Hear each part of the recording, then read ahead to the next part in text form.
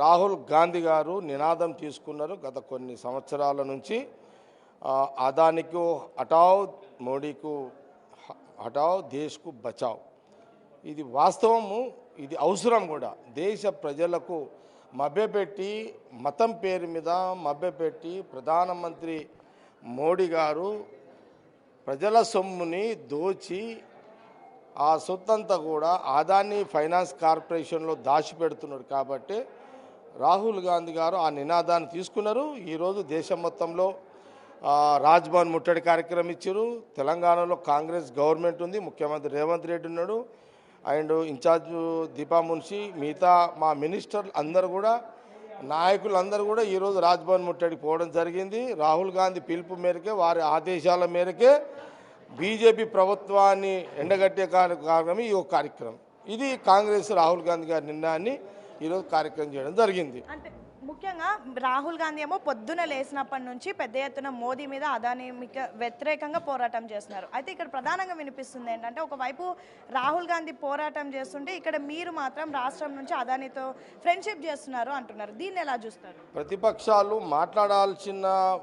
మాట్లాడొద్దని మనం అనం, ఇది డెమోక్రసీ. కానీ వాళ్ళు మాట్లాడే ఉద్దేశాలు వేరు. రాహుల్ గాంధీ గారేమో దేశ ప్రజల దృష్టిలో పెట్టుకుని మాట్లాడుతున్నారు.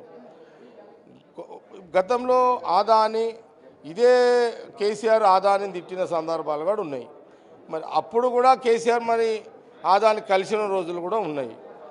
మళ్ళీ ఇక్కడ ప్రభుత్వంలో ముఖ్యమంత్రి ఉన్నాడు కాబట్టి వాళ్ళు వచ్చినప్పుడు ఎల్లగొట్టలేడు కదా. వాళ్ళు వస్తే ఆ సెక్రటరీ కోసం ఎల్లగొట్టలేడు కదా, కలిసిండు ఓకే.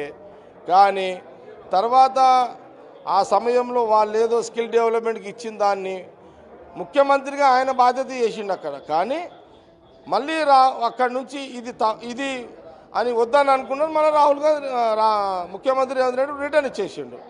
కానీ మీ తీరు రాత్రిపూట కలుసుకొని పగలు తిట్టుకునే కార్యక్రమం రేవంత్ రెడ్డి చేస్తలేడు. మీరేమో ఒకవైపు తిడుతున్నారు, బీజేపీ కానివ్వండి బీఆర్ఎస్ కానివ్వండి దీని మీద నోరు కూడా మెదపడం లేదు, ఎందుకంటారు? అసలు ఏంటి దీని వెనుకున్నటువంటి కారణం?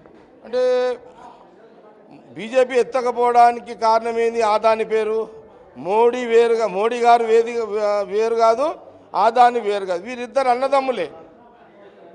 ఒక అన్ననేమో మోడీ రాజకీయ నాయకుడు ప్రధానమంత్రి, తమ్ముడేమో ఒక ఫైనాన్స్ డిపార్ట్మెంటు. ఈ రెండు కలిసే ఉండాలనే భావనలో వాళ్ళు ఉన్నారు. కాబట్టి కిషన్ రెడ్డి గారి యొక్క కెపాసిటీ మోడీ గారిని అనేది, ఆయనకు ఆ కెపాసిటీ కిషన్ రెడ్డి గారికి లేదు. ఇక బీఆర్ఎస్ అంటావా, బీఆర్ఎస్ కూడా మొదటి నుంచి కూడా పగలో ఒక తీరు ఉంటుంది, రాత్రి ఒక తీరు. రాత్రి ఏమో చీకటి ఒప్పందము మీటింగులు చేస్తారు, పగలేమో తిట్టుకుంటారు, వాళ్ళు తిడతారు. ఇది వాళ్ళ రాజకీయ వ్యూహం వాళ్ళకు ఉంది. ఇక రాష్ట్రం విషయానికి వస్తే బీఎస్సీ రూల్స్ ఏవైతే బీఆర్ఎస్ ప్రభుత్వం పెట్టిందో ఇప్పుడు మీరు కూడా అవే పాటిస్తున్నారు, స్పీకర్ కూడా అవే పాటిస్తున్నారు. కానీ దానికి వ్యతిరేకంగా బీఆర్ఎస్ నేతలు సభలో వాళ్ళ తీరు ఏదైతే ఉందో దాన్ని ఎలా చూస్తారు?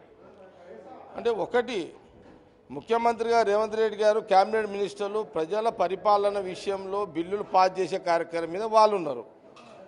ఈ బిల్లులు పాస్ అయ్యే కార్యక్రమంలో మంచి కార్యక్రమాలు, మంచి బిల్లులు పాస్ అవుతున్నాయి అనుకోండి, ప్రజల మేలు జరిగే బిల్లులు పాస్ అవుతున్నప్పుడు అపోజిషన్ పార్టీగా వాళ్ళకు కొంత ఈర్ష్య ఉంటుంది.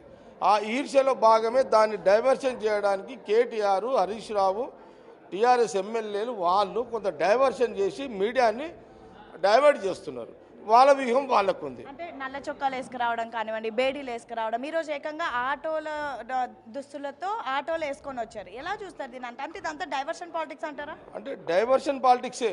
ఇప్పుడు మీడియాకి ఏం కావాలి? ఒక వెరైటీ ప్రోగ్రాం కావాలి. అక్కడ ప్రజలకు సంబంధించిన చర్చ జరుగుతున్నది అసెంబ్లీలో.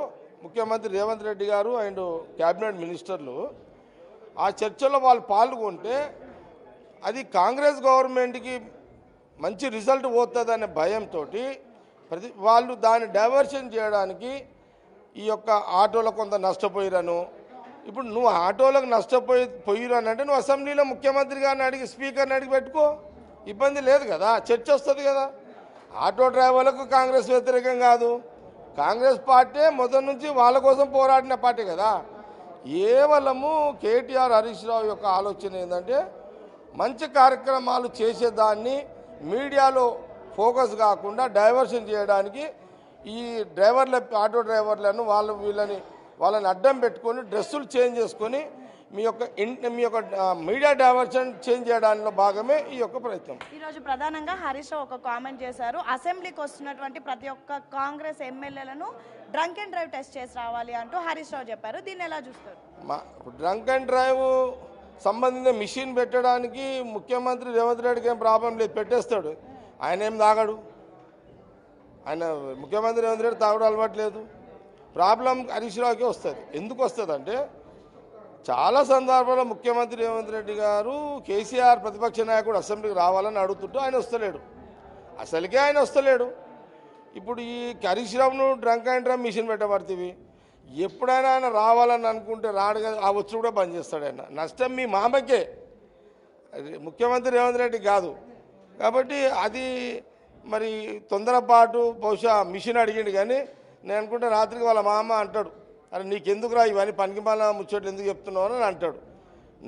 మిషన్ పెడితే నష్టం అయ్యేది బీఆర్ఎస్ వాళ్ళకే, కాంగ్రెస్ వాళ్ళకి కాదు. చివరిగా ఈ రేసింగ్ ఏదైతే ఉందో దానిలో త్వరలో కేటీఆర్ అరెస్ట్ కాబోతున్నాడు అంటూ సోషల్ మీడియాలో పెద్ద ఎత్తున వార్తలు వస్తున్నాయి. ఏం జరగబోతుంది నెక్స్ట్? ఈ అరెస్ట్ మామూలేనమ్మా, మేము ఆ పశువులు ఉంటే వాళ్ళు చేసిరు, వాళ్ళు ఉంటే మేము అంత మామూలు అరెస్ట్లతో నడుస్తుంటే అవన్నీ.